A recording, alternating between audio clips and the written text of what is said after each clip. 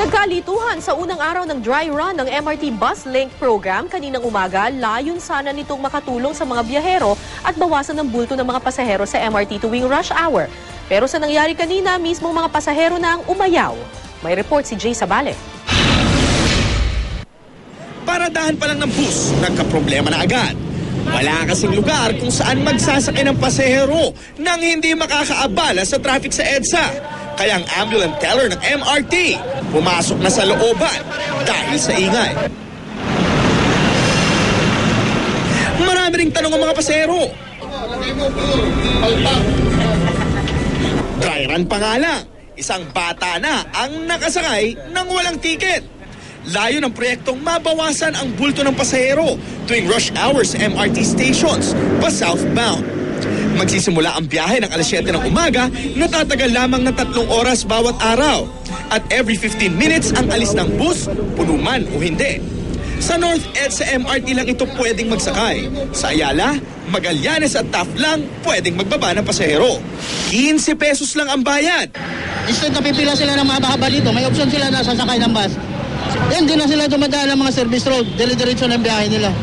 So, magiging mabilis yung pagbiyahe nila doon papuntang Taft.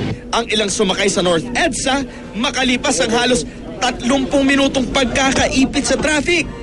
Gusto nang bumaba sa Cubao. Yung basap lang po. Maya-maya pa, MMDA traffic enforcer naman ang sumita sa bus. Hindi na raw kasi pinapayagan ng mga bus na dumaan sa mga underpass. Meron tayo mga existing regulations na kung gagawin yung concept nila, babaguhin natin yon. Pangalawa, walang coordination eh. Hindi kahapon ko lang nalaman, nag-fax. So, yung mga tao natin, papatupad lang yung existing regulations. 3 araw sana tatagal ang eksperimento sa programang ito at ang hatol ng mga pasaherong sumakay sa unang araw.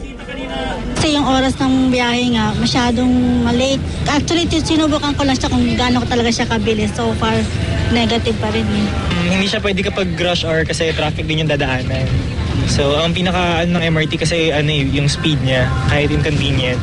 So dito, at least convenient ka pero malilate ka talaga. Dadalawang isip ako pero pabor sana itong ayusin lang nila yung daanan nito. Yung parang mangyayari, yung daanan niya walang dadaang iba. Jay Sabale, GMA News.